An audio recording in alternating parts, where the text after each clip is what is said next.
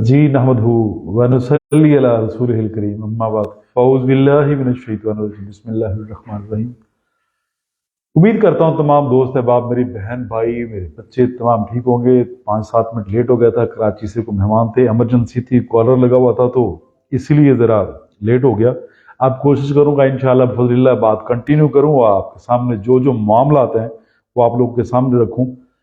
जी कल से पहला क्वेश्चन ले लेते हैं, मौजू को शुरू करते हैं। जो रमीज़ राजा साहब मेरे एक दोस्त हैं, उन्होंने कल एक बात की, उन्होंने कोई क्वेश्चन किया, तो मैं रमीज़ राजा साहब से इल्तमास करूंगा कि कोई भी जो मखसूसा क्वेश्चन हो ना, चाहे वो फीमेल का है चाहे मेल का है, उसको आप कोशिश किया करें इनबॉक्स में या मैसेंजर पे मुझे सेंड कर दिया करें, ताकि सबके सामने वो ना आए जो कि गैर मुनासिब है, जो कि ठीक नहीं लगता।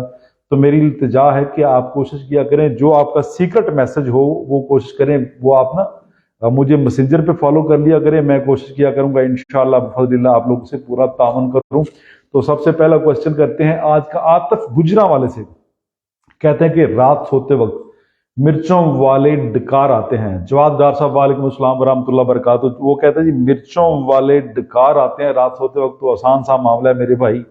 अल्लाह आपको खुशियां दे, अल्लाह आपको तंदुरुस्ती अता करे। तो सुन लीजिए, ये बेसिकली एसिडिटी है और आप शाम का खाना आतिफ साहब हजम करके नहीं सोते। अगर आप रात का खाना हजम करके सोना शुरू कर दें तो बिफज़लिल्लाह इंशाअल्लाह आपका ये मामला हल हो सकता है। आप अपने खाने को थोड़ा सा तरतीब में लाएं। और रशीद साहब वालेकुम अस्सलाम वरहमतुल्लाह बरकातुहू, बहुत शुक्रिया, थैंक यू, जीते रहिए, अल्लाह आपको खुशियां अता करे। जी जनाब, लो जी, आपके क्वेश्चन जो है ना इंशाअल्लाह बिफज़लिल्लाह उसी तरह शुरू कर लेते हैं जो रूटीन में है। जी वालेकुम सलाम रशीद साहब। मेरे भाई आपने ये लिखा है कि रात सोते वक्त मिर्चों वाले डकार आते हैं। जी वालेकुम अस्सलाम वरहमतुल्लाह बरकातुहू। अली बाबा साहब गुड मॉर्निंग, बहुत शुक्रिया, थैंक यू।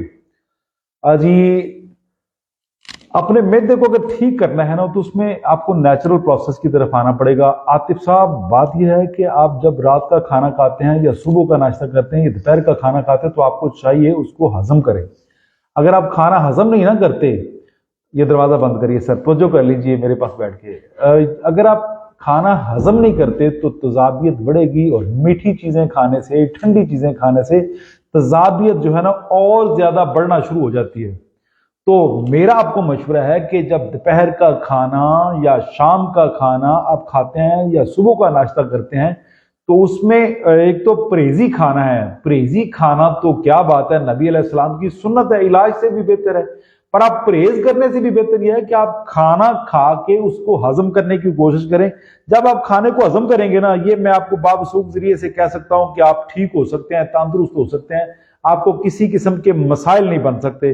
पर उसमें शर्त एक ही है कि अपने निज़ाम हज़ाम को आप अगर स्लो करना चाहते हैं तो वो आपके बस में है, उसको अगर तेज करना चाहते हैं तो आपके बस में है।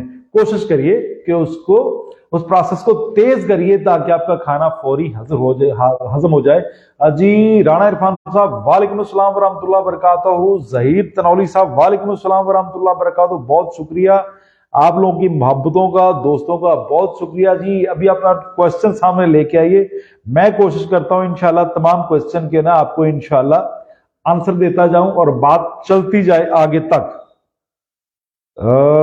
जी ये सर जरा प्लीज दीजिएगा, बड़ा साहब को ओपन करके दें जरा।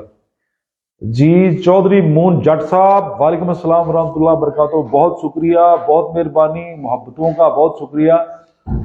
कल का गुजरात का प्लान बना हुआ है। गुजरात का एक नवाई एरिया है वड़ैचा वाला, जो मंगवाल से डींगा रोड की तरफ जाता है, वहां आने का प्लान है अगर अल्लाह ने चाहा। इमरान फयाज साहब, जी पित्ते की पत्थरी का इलाज बताएं मेरे भाई। बात यह है कि मैं आप लोगों को एक मिसाल दे देता हूं, कोशिश करिए मेरी इस मिसाल को ज्यादा से ज्यादा लोगों तक पहुंचाइए। जी वालेकुम सलाम माजिद अली साहब। पित्ते की पत्थरी के मतलब एक मिसाल ऐसी है, देखिए ये प्रैक्टिकल बता रहा हूं आपको, कि अगर एक आप बाउल पानी का भर के फ्रीजर में रख देते हैं, फ्रिज के ऊपर वाले खाने में रख देते हैं जहां बर्फ जमती है, वहां रख देते हैं, 2 घंटे पड़ा रहता है तो वहां बर्फ बन जाएगी। मोहम्मद अहमद साहब वालेकुम अस्सलाम वरहमतुल्लाह बरकातुहू, बहुत शुक्रिया। अगर आप फ्रिज के ऊपर वाले खाने में पानी रखते हैं तो वो फ्रीज हो जाएगा, पानी जो है वो बर्फ बनना शुरू हो जाएगी। अच्छा जनाब, जब बर्फ बन गई तो उसको निकाल लीजिए, 2 घंटे तक उसको बाहर रखिए, आप ओपन एयर रख दीजिए, तो वो बर्फ मेल्ट होना शुरू हो जाएगी, वो पानी बन जाएगी, पानी की सूरत में आ जाएगी। सेम लाइक यही पित्ते की पत्थरी का मामला है जो मैंने आपके सामने रख दिया है। अगर गौर से मेरी बात को सोचेंगे ना तो इंशाल्लाह फायदा ये होगा मेरे भाई। जब जी आसिम इस पे बात करते हैं, जब आप अपने खाने को सही तरह से तरतीब से इस्तेमाल नहीं करेंगे, ठंडी चीजें इस्तेमाल करेंगे, अपने मैदे को, अपने लीवर को आप फ्रीज कर बैठेंगे, तो फिर तो काम खराब हो जाएगा। आपको चाहिए, जिन जिन दोस्त अब आपको पित्ते का मसला है उनको चाहिए कि अपनी तेजाबियत को रेगुलेट करें, एसिडिटी को रेगुलेट करें, अपने जितने भी खाने हैं वो लिक्विड फॉर्म में लेके और खाने को हजम करिए, खाने को हजम करिए। अगर खाने आप हजम नहीं करेंगे तो फिर आपके लिए बड़ा मसला बन जाएगा, बहुत ज्यादा इशू बन जाएगा। तेजाबियत, तेजाबियत के बाद पित्ते की इशू, अगर पित्ता आपने रिमूव करवा दिया तो फिर जेहन में रख ले आप दुनिया के जायके से खत्म हो गए, फिर आप वो जायके वाले खाने, वो जायके वाली लज्जतों से महरूम हो के आप बीमारी की तरफ चल पड़े हैं। जी इखलाक भाई, ये मैसेज मेरे भाई जो जितने भी पोशीदा अमराज हैं मेल फीमेल के, वो मुझे आप मैसेंजर पे फॉलो कर लीजिए। सबके सामने अगर चीजें लिखेंगे तो फिर ठीक नहीं लगता, क्योंकि मेरी बेटियां, मेरी बहनें, मेरे बच्चे इस इन चीजों को सुन रहे हैं। इलाज करवाना ये सुन्नत है, मरीज का बात करना, अपनी गुफ्तगू बताना ये सुन्नत है। तो मेरी कोशिश ये है कि तमाम दोस्त बाप जो है वो अपने अपने पोशीदा अमराज जो है मुझे इनबॉक्स में करें। जी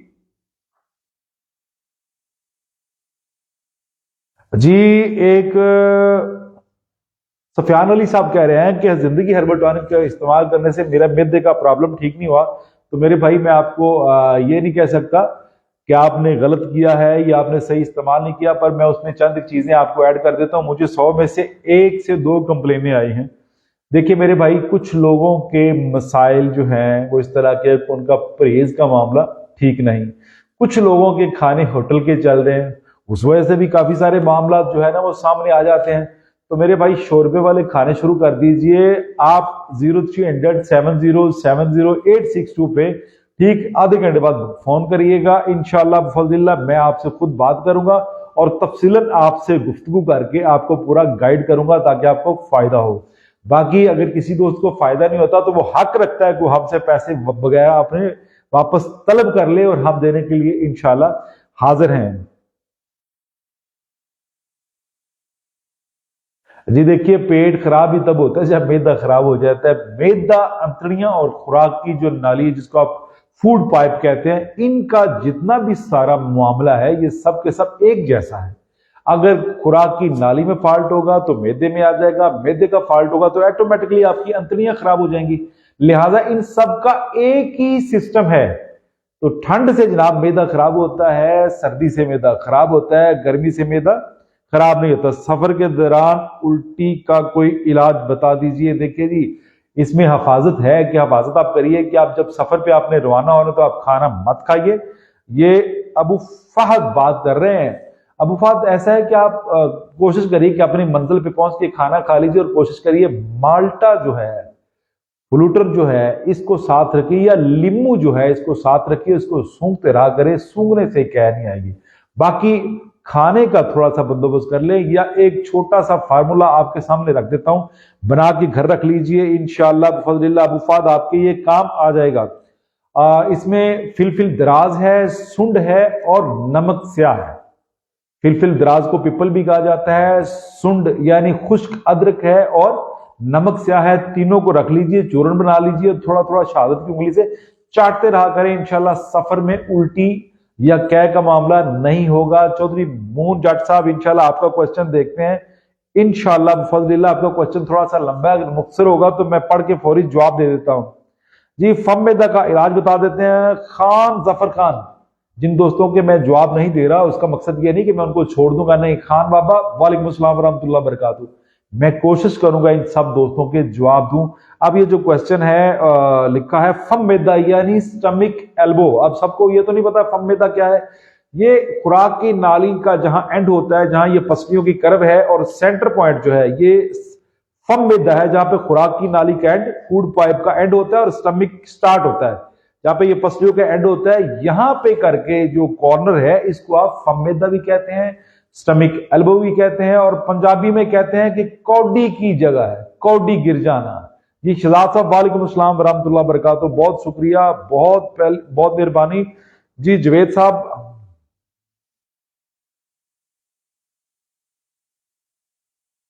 जी जवेद साहब कहते हैं पहले पाँव की एड़ी में दर्द होता था, अब पूरे ही मामले खराब हो गया। तो मेरे भाई एड़ी में जो दर्द हो रहा है ये पेशखामा है आर्थराइटिक्स का, गैंठिया का। तो मेरे भाई आप गैंठिया की मर्ज के करीब करीब हैं, कोशिश करिए जी, कोशिश करिए अपने खाने ठीक कर लीजिए। चावल, गोभी, बड़ा गोश्त, दाल, चना, ब्रैलर, मुर्गी, लस्सी, दही, ठंडे जितने भी मशरूबात हैं, खुश्क जितने भी खाने हैं, इनसे अवॉइड कर लीजिए। इंशाअल्लाह बफज़लिल्लाह फायदे में चले जाएंगे। और तमाम के तमाम जितने आपके खाने हैं, ये सूप, शोरबा, कावा, यखनी, इस तरह के ले लें। नीम गर्म दूध पत्ती, ऑलिव ऑयल इस्तेमाल करिए या देसी घी इस्तेमाल करिए, बॉडी को लुब्रिकेट करिए, इंशाल्लाह आप ठीक हो जाएंगे। जी राब्ता नंबर 030070708620, 03005179 ये 2 नंबर है, आप इन पे कॉल करके मुझसे बात कर सकते हैं। लेकिन मैं बहुत ज्यादा बिजी होता हूँ, फॉलोवर बहुत ज्यादा है, तो इसलिए कभी बात ना भी हुए तो उसके लिए इंतहाई माजरत। बर आपके पैगाम जो मैसेंजर पे पैगाम होते हैं स्पेशली, वो मैं खुद पढ़ता हूँ। कोशिश करिए मुझे मैसेंजर पे पैगाम दीजिए। मसूद साहब बहुत शुक्रिया। सदीकी साहब अल्लाह आपको तंदुरुस्ती दे, अल्लाह आपको सेहत दे, अल्लाह आपके बच्चों को तंदुरुस्ती दे। चौधरी जमीर साहब मेरे दोस्त है यूके से, वालेकुम अस्सलाम वरहमतुल्लाह बरकातहू, बहुत शुक्रिया। देखिए ये जो आपस में हम कम्युनिकेशन करते हैं, जो बातें करते हैं, उससे ये लाजमी नहीं कि मुझे फायदा हो। इमरान मेहू साहब वालेकुम अस्सलाम वरहमतुल्लाह बरकातहू, बहुत शुक्रिया। उसलिए मुझे फायदे और नुकसान अल्लाह की जात की तरफ से है। लेकिन मैं कोशिश करता हूं कि जितने भी मेरे दोस्त है बाब है, जितने भी दोस्त है, जी इमरान मेहू साहब जादू का इलाज बिल्कुल मैं करता हूं, रूहानी इलाज करता हूं। लेकिन यहाँ पे मैं रूहानी इलाज की तशरीह बहुत कम करता हूं, क्योंकि मार्केट में बहुत बड़े बड़े पीर है, मैं तो एक आम सा मुआलिज छोटा सा हकीम हूं। तो मैं भी ये करता हूं, लेकिन मेरा ज्यादा तल्लक गरीबों से है, तगड़े बंदों से मेरा इलाज का। मैं साद खान साहब वालेकुम अस्सलाम वरहमतुल्लाह बरकातहू, तो आप मैसेंजर पे मुझे जो आपके मसाइल हैं, जिस तरह के जादू के हैं या सहर के हैं, रूहानी जिस्मानी जितने भी पोशीदा अमराज हैं, कोशिश करें कि हाँ पाँव जलते हैं। ये कौन साहब हैं जी? इखलाक साहब हैं। इखलाक साहब कहते हैं कि पाँव जलते हैं। इमरान भाई आप मुझे वहां पे मैसेंजर पे पैगाम दीजिए, मैं कोशिश करूंगा आपको रिप्लाई दे दूंगा। मेरी बहनें, मेरी बेटियां जितनी भी हैं, कोशिश करें यहाँ कमेंट अगर करते हैं तो जो आपके रियल या कमेंट ऐसे होते हैं जो कह लें कि पोशीदा है, मख्फी जो है चीजें, वो आप वहां पे कर सकते हैं। तो मैं इंशाल्लाह उनका जवाब जरूर दूंगा इंशाल्लाह बिफज़लिल्लाह। मून जाट साहब आपका भी जवाब देता हूं। पहले पाँव क्यों जलते हैं, मैं पाँव की बात कर लेता हूं। ये बड़ा आम क्वेश्चन है और बहुत ज्यादा इसके मतलब पूछा जाता है। मेरे भाई बात यह है कि हाथ की हथेलियां, पाँव की हथेलियां और चेहरा जो है, इसकी जो वेने हैं ब्लड सर्कुलेशन वाली, जो जहां से ब्लड सर्कल करता है, वो वेने 1000 से 3000 का साइज हो, यानी एक सिल्की बाल से लेके एक हार्ड बाल तक उनकी पैमाइश है। तो वहां से खून गुजरता है। जब हमारी बॉडी में खुश्की हो जाती है, जब हमारी बॉडी में खुश्की हो जाती है या सर्दी की मिकदार बढ़ जाती है या कमजोरी हो जाती है या खून गाढ़ा हो जाता है, तो फिर इन जगहों से पाँव की हथेलियां, हाथ की हथेलियां, चेहरे का जो सिस्टम है, वहां से ब्लड सर्कल नहीं करता। वहां पे इचिंग, बर्निंग और नमनेस वाला मामला शुरू हो जाता है। तो हमारे तबीब और मुआलिज ये समझते हैं कि गर्मी हो गई है। अगर गर्मी है तो भाई पूरी बॉडी को गर्मी लगनी चाहिए। और फिर रात को ही क्यों पाँव और हाथ जलते हैं, दिन को क्यों नहीं जलते? दिन को इसलिए नहीं जलते कि हम दिन को एक्सरसाइज में रहते हैं, चलते फिरते रहते हैं। पाँव की हथेलियां जो है चलने फिरने से वो वार्म अप रहती हैं, तो इसलिए उनमें बर्निंग, जलन या इचिंग वगैरह मामला नहीं होता। जब हम रात को सो जाते हैं तो उनकी एक्सरसाइज खत्म हो जाती है, तो फिर बर्निंग, वहां से ब्लड सर्कल नहीं कर रहा। तो हमें करना क्या है? 5 लीटर पानी लीजिए, उसमें 10 चम्मच जो है डाल लीजिए, नमक डाल लीजिए, देसी नमक, आपका रॉ सॉल्ट जो है, 1 से 2 चम्मच सरसों का तेल डाल के पानी को बॉयल कीजिए। उस पानी में पाँव को, हाथों को धोइए। विद इन 2 डेज ये मामला आपका खत्म हो जाएगा, लेकिन 8 दिन तक कर लीजिए इंशाल्लाह। बगैर किसी मेडिसिन के ये पानी से आपकी थेरेपी है, इंशाल्लाह आप इससे बेहतर हो जाएंगे, आपको बहुत ज्यादा फायदा हो जाएगा। कोशिश करिए ये मेरे पैगाम आता है ये दूसरों तक पहुंचाइए ताकि दूसरों को फायदा हो जाए। कुछ दोस्त मुझे देखते हैं, कुछ तनकीद भी करते हैं, उस तनकीद से मुझे काफी कुछ सीखने का मतलब मौका मिलता है, मैं उसमें कोई गुस्सा नहीं करता। आप चलते हैं कि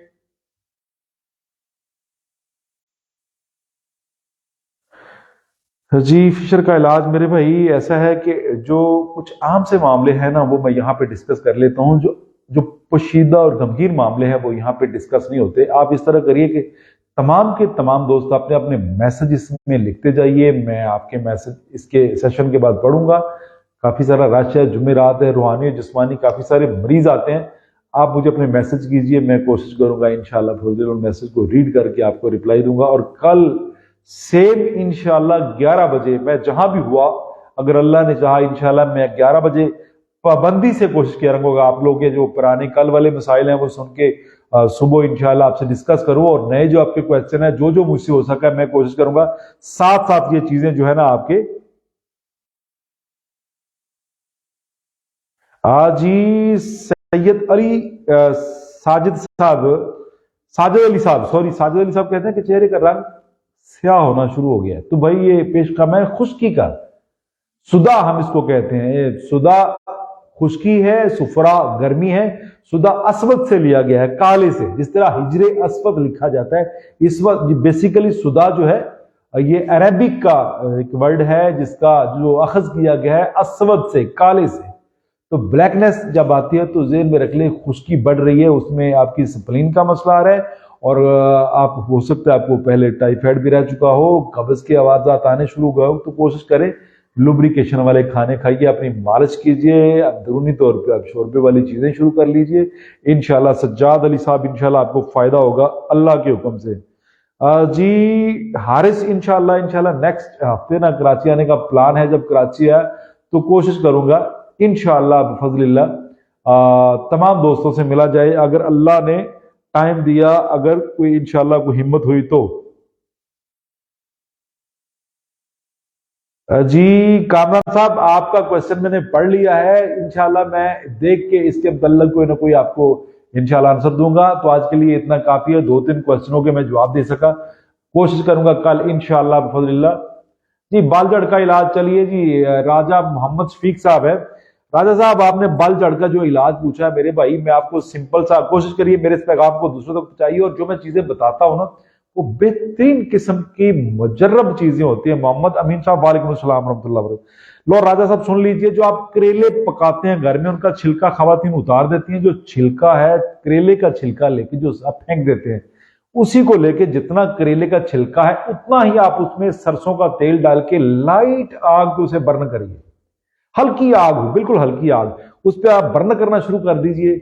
और जब आप देख ले कि बिल्कुल कोयले की तरह बर्न हो गया, उस तेल को भून लीजिए, वही तेल आप लगाइए। अल्लाह के हुक्म से विद इन 1 वीक हरे भरे जबरदस्त किस्म के बाल आ जाएंगे इंशाल्लाह। ये मुजर्रब फार्मूला है, इतना महंगा भी नहीं है। लेकिन देखिए फौजिया वालेकुम सलाम बेटे, देखिए एक होता है लंबा करेला, आम वो आ गए, उसको हम करेली बोलते हैं, उसके फायदे जरा कम है। छोटा देसी करेला अगर आपको मिल जाए तो 1 हफ्ते में दोबारा बाल आ सकते हैं।